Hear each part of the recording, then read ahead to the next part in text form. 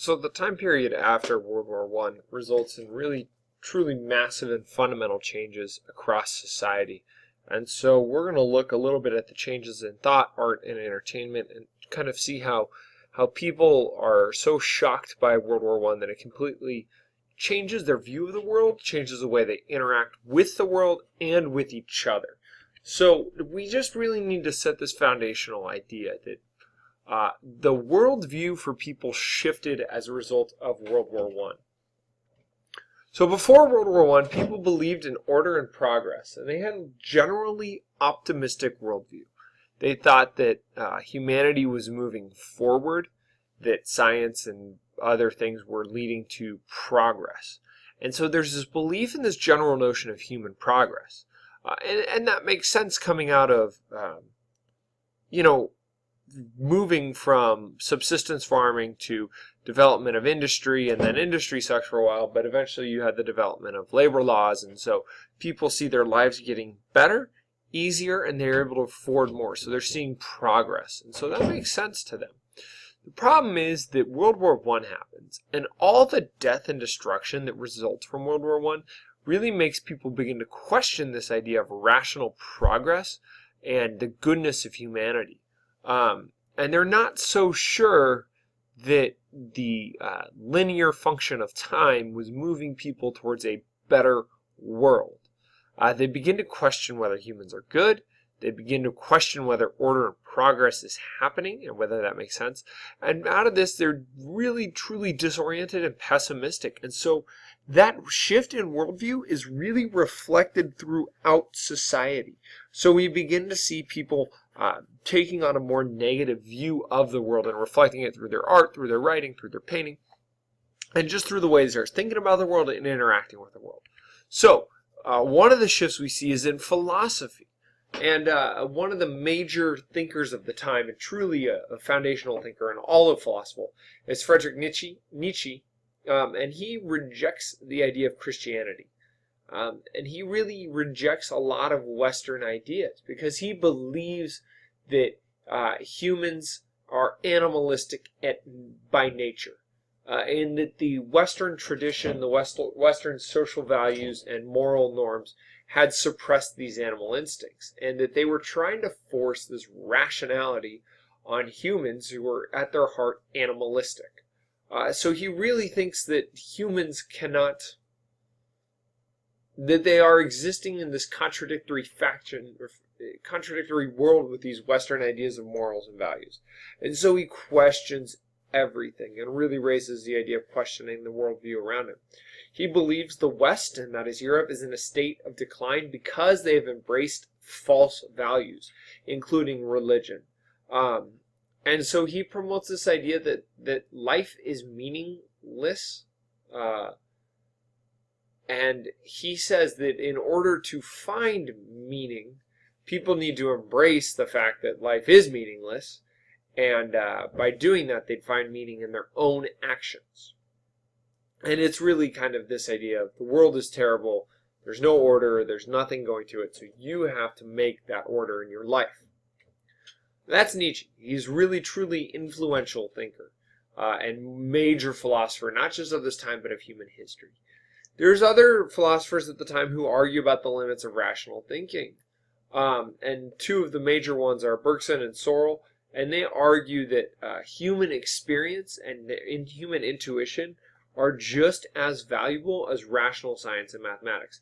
And again, just remember all of this is happening within the confines of this frustration from World War I, where people see the failures of rationalism.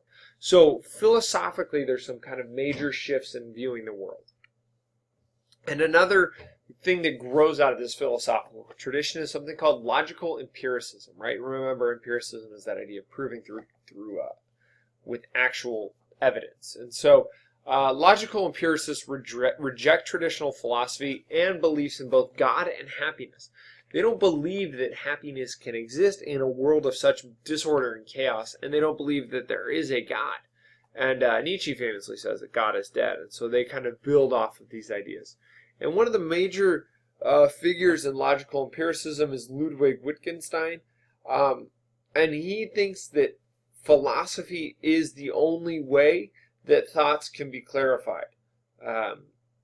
And so he really wants to shift the way that we do philosophy, because he thinks that some of the major philosophical issues at the time, such as God, freedoms, moralities, he views those as a waste of time because they cannot be tested by science or reasoned with mathematical formulas.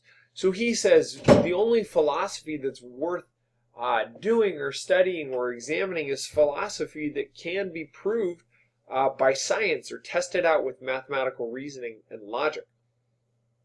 Because of this, he really shifts the way that the West looks at the world, and he shifts the whole conversation in philosophy away from some of these more broad topics that are kind of not grounded in reality towards topics that can be tested, and that's why we call it logical empiricism. And another major factor is existentialism. And existentialist thinkers at the time are searching for moral values in an era of terror and uncertainty. And so these are people who recognize kind of the absurdity of the world. They claim the meaninglessness of the world and try to find where is morality in all of this chaos. Most of these existentialist thinkers are atheists. They don't find comfort in the idea of a God. They find comfort in the absurdity.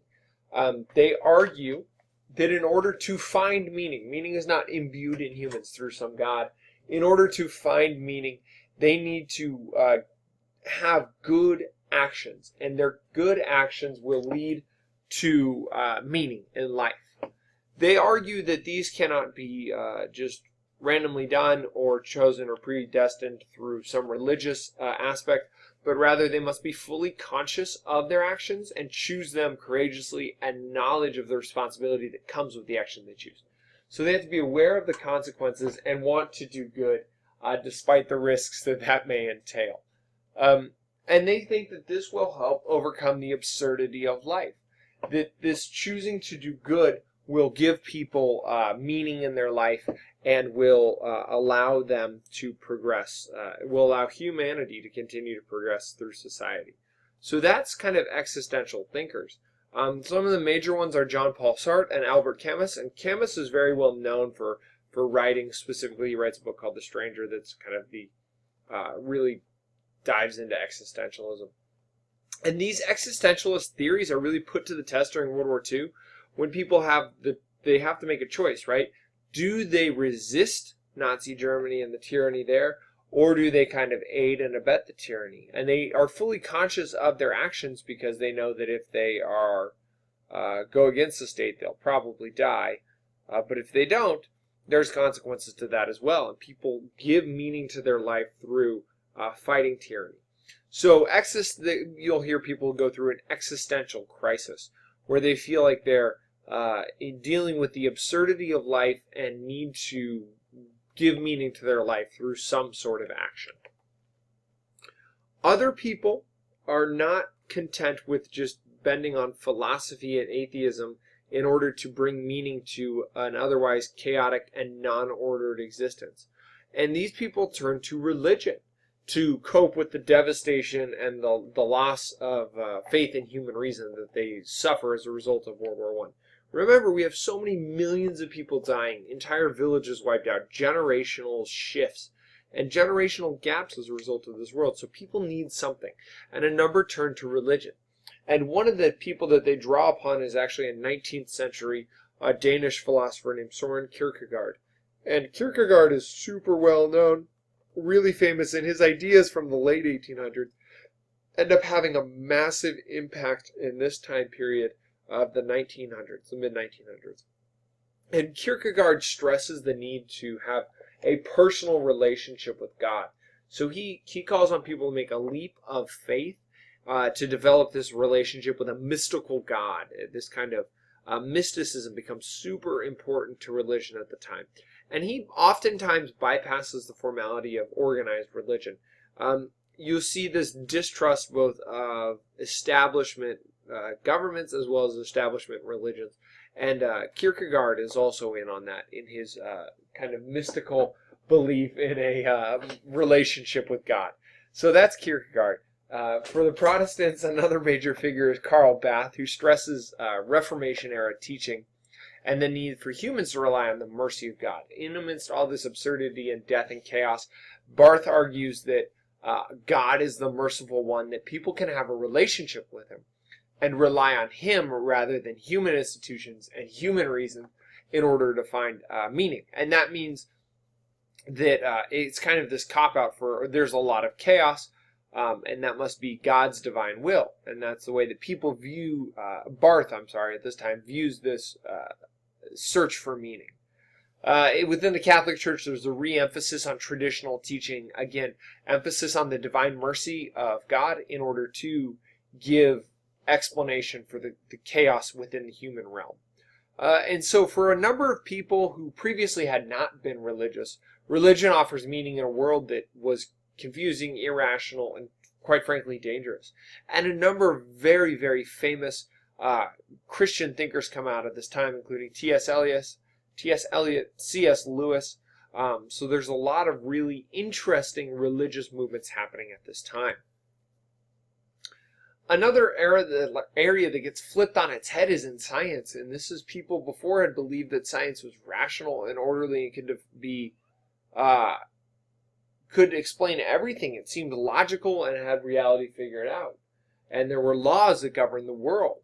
And this provided comfort to a lot of people that the world was in fact rational.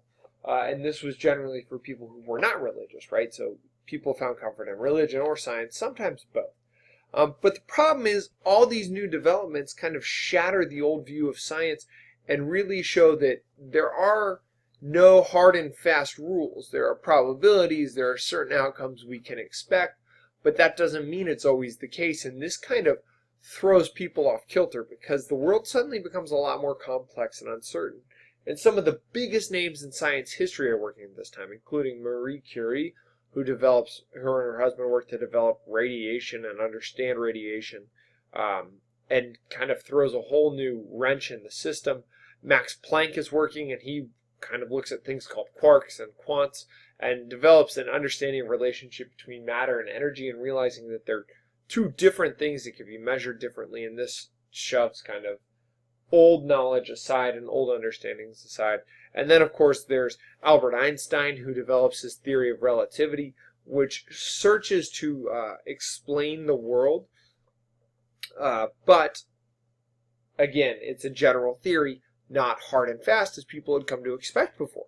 Remember, before we had talked, like Newton came up with the laws of universal gravitation, and now we're talking about theories. And there's a distinct difference there in the verbiage and the way people are understanding these and dealing with these. There's further advances that lead to the discovery of the neutron, which of course eventually leads to the development of atomic energy and atomic bombs. And so these developments in physics are hard for people to understand, and they lack kind of any objective reality or even kind of objective purity. And so people are questioning, like, I thought we knew everything there was to know about science, and now there are all these advances which make us question what had happened before, and we're really uncertain.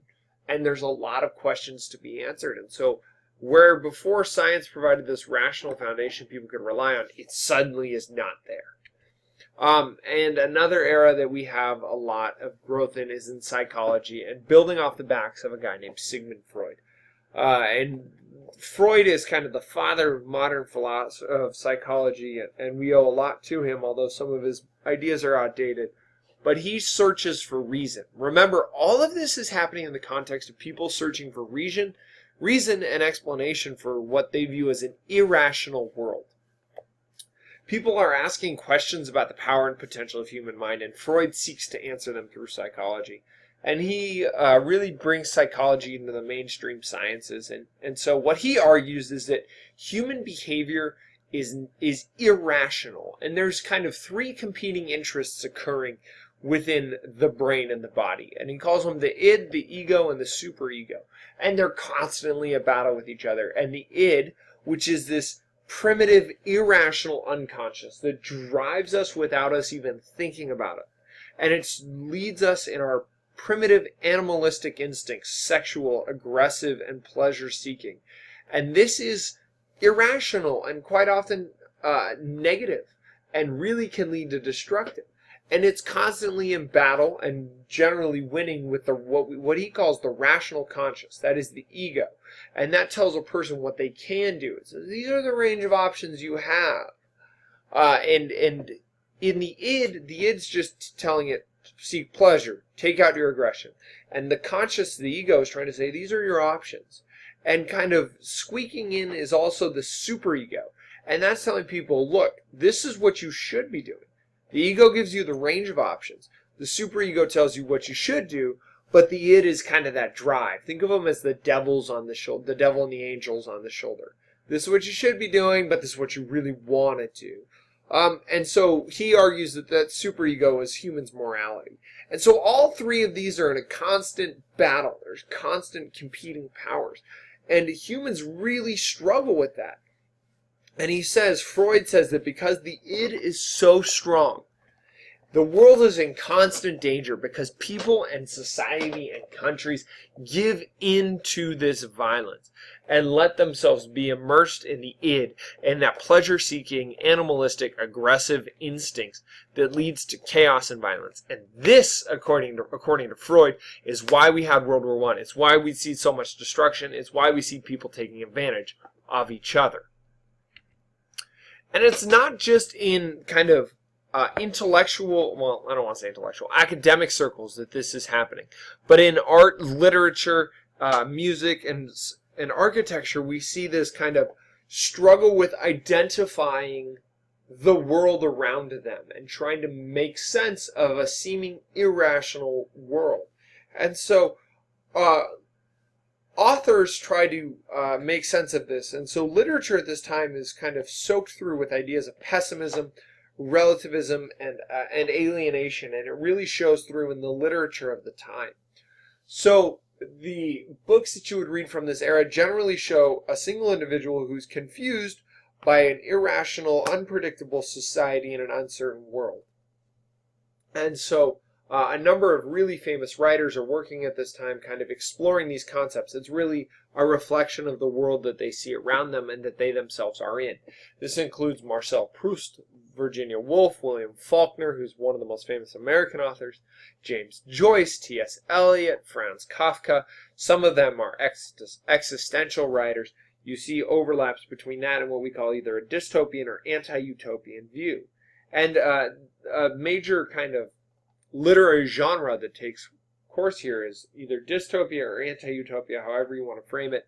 And these are in response to the terrible things that they've seen. So no longer are people writing about utopias because they're not really sure that's possible.